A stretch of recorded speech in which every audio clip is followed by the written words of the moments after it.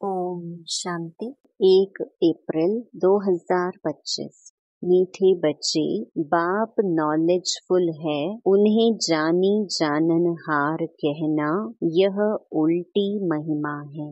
बाप आते ही हैं तुम्हें पतित से पावन बनाने। प्रश्न: बाप के साथ साथ सबसे अधिक महिमा और किसकी है और कैसे? उत्तर: पहला, बाप के साथ भारत की महिमा भी बहुत है। भारत ही अविनाशी खंड है, भारत ही स्वर्ग बनता है। बाप ने भारतवासियों को ही धनवान, सुखी और पवित्र बनाया है। दूसरा, गीता की भी अपरम अपार महिमा है। सर्व शास्त्रमयी शिरोमणि गीता है। तीसरा, तुम चैतन्य ज्ञान गंगाओं की भी बहुत महिमा है। तुम डायरेक्ट ज्ञान सागर से निकली हो।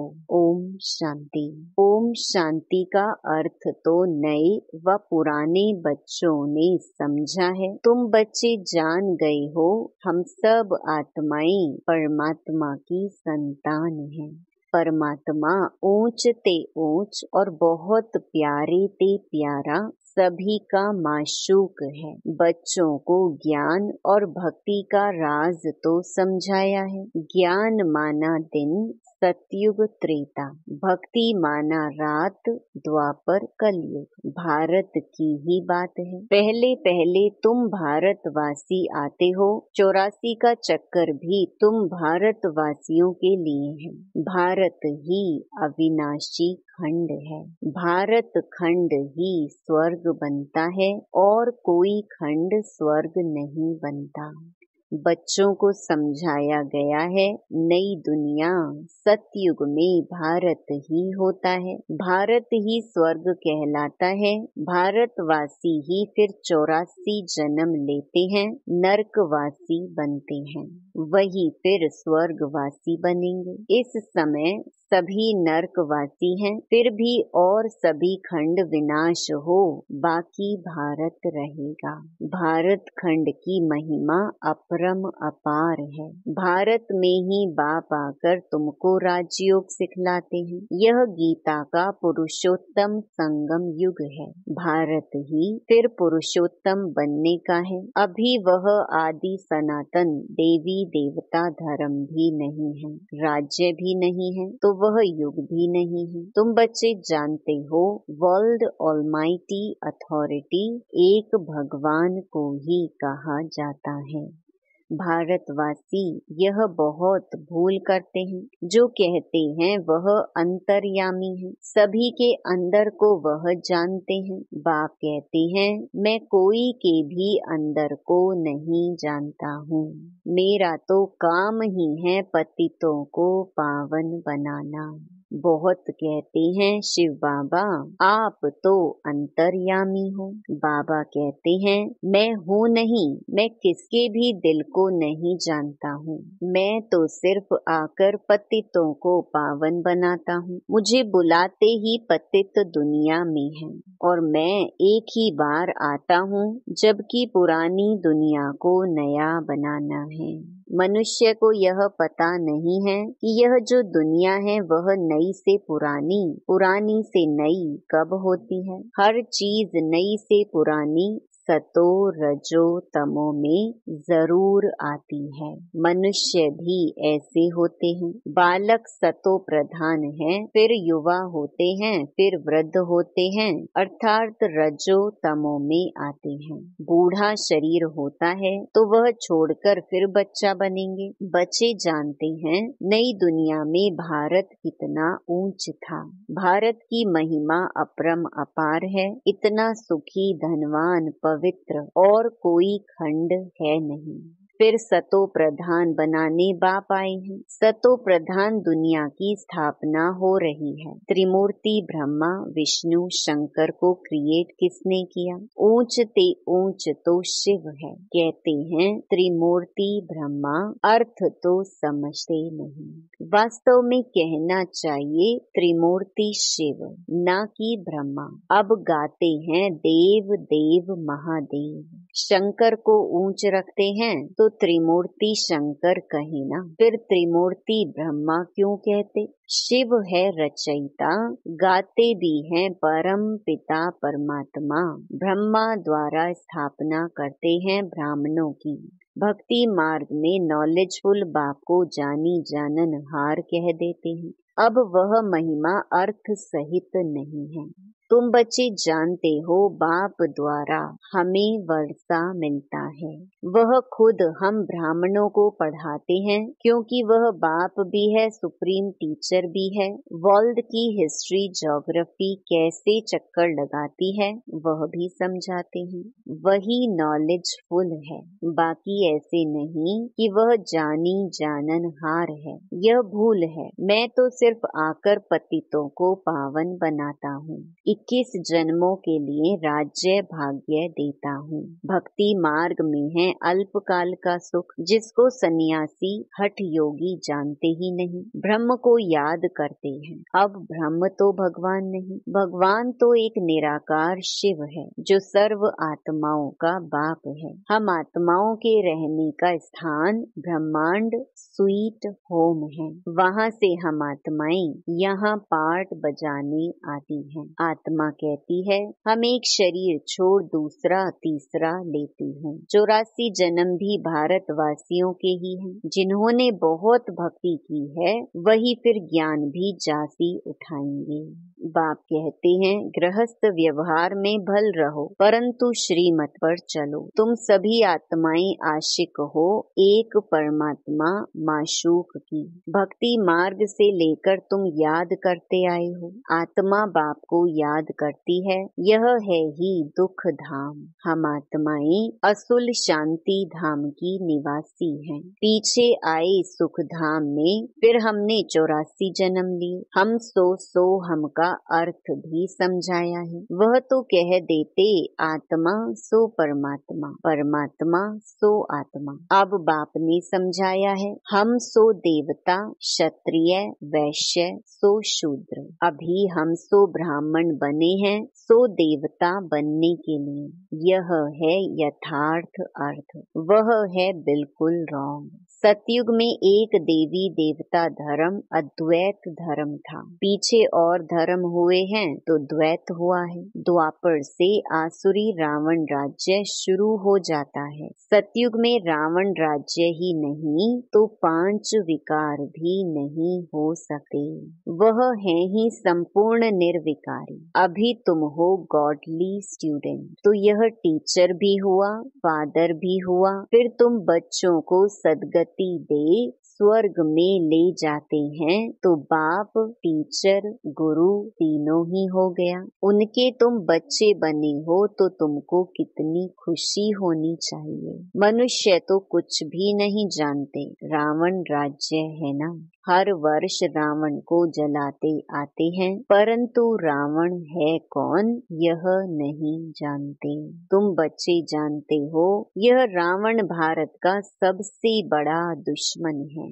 यह नॉलेज तुम बच्चों को ही नॉलेजफुल बाप से मिलती है। वह बाप ही ज्ञान का सागर, आनंद का सागर है। ज्ञान सागर से तुम बादल भरकर फिर जाई वर्षा बरसाते हो। ज्ञान गंगाएं तुम हो, तुम्हारी ही महिमा है।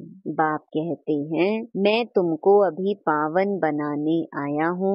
यह एक जन्म पवित्र बनो, मुझे याद करो तो तुम तमो प्रधान से सतो प्रधान बन जाएंगे।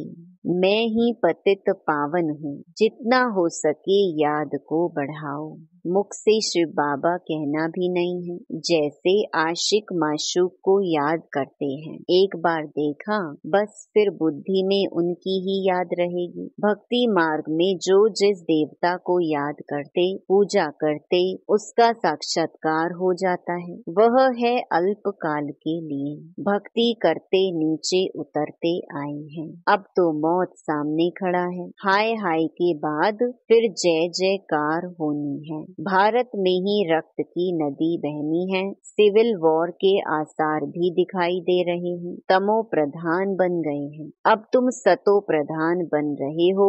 जो कल्प पहले देवता बने हैं वही आकर बाप से वर्षा लेंगे। कम भक्ति की होगी तो ज्ञान थोड़ा उठाएंगे, फिर प्रजा में भी नंबरवार पद पाएंगे। अच्छे पुरुषार्थी श्रीमत पर चल अच्छा पद पाएंगे। मैनर्स भी अच्छे चाहिए। दैवी गुण भी धारण करने हैं, वह फिर 21 जन्म चलेंगे। अभी हैं सबके आसुरी गुण। आसुरी दुनिया पतित दुनिया है ना। तुम बच्चों को वर्ल्ड की हिस्ट्री ज्योग्राफी भी समझाई गई है। इस समय बाप कहते हैं याद करने की मेहनत करो तो तुम सच्चा सोना बन जाएंगे। सतयुग है गोल्डन एज, सच्चा सोना।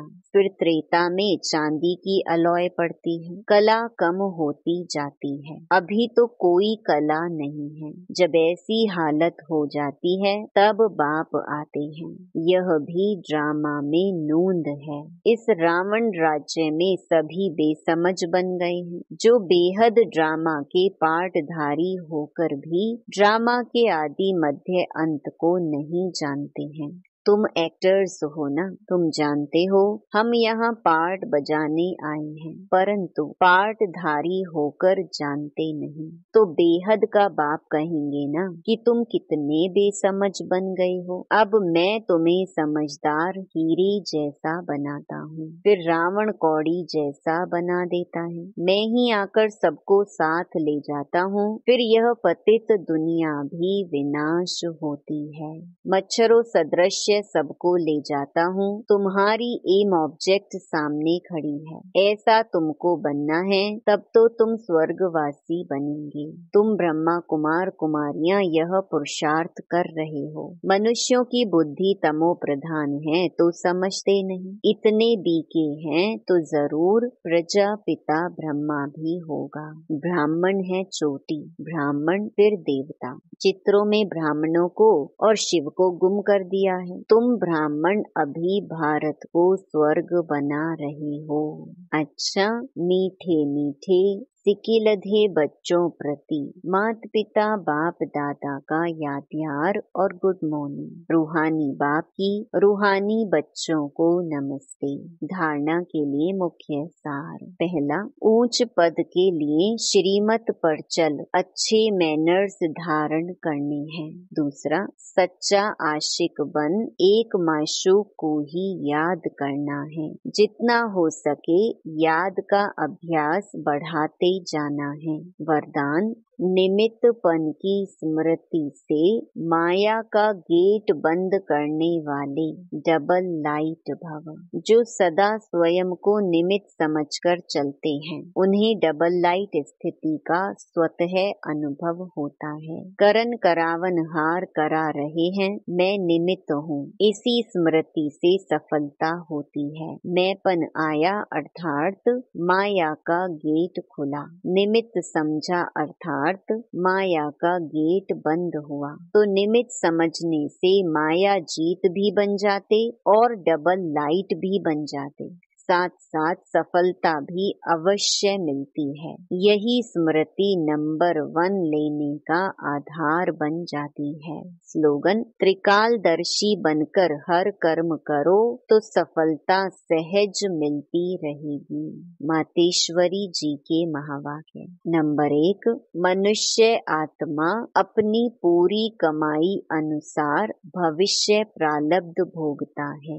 देखो, बहुत मनुष्य ऐसे समझते हैं हमारे पूर्व जन्मों की अच्छी कमाई से अभी यह ज्ञान प्राप्त हुआ है, परंतु ऐसी बात है ही नहीं। पूर्व जन्म का अच्छा फल है यह तो हम जानते हैं। कल्प का चक्कर फिरता रहता है, सतो रजो तमो बदली होता रहता है, परंतु ड्रामा अनुसार पुरुषार्थ से प्रारब्ध बनने की मार्जिन रखी है। तब तो वहाँ सतयुग में कोई राजा रानी, कोई दासी, कोई प्रजा पद पाते हैं। तो यही पुरुषार्थ की सिद्धि है। वहाँ द्वैत ईर्ष्या होती नहीं, वहाँ प्रजा भी सुखी है। राजा रानी प्रजा की ऐसी संभाल करते हैं जैसे माँ बाप अपने बच्चों की संभाल करते हैं।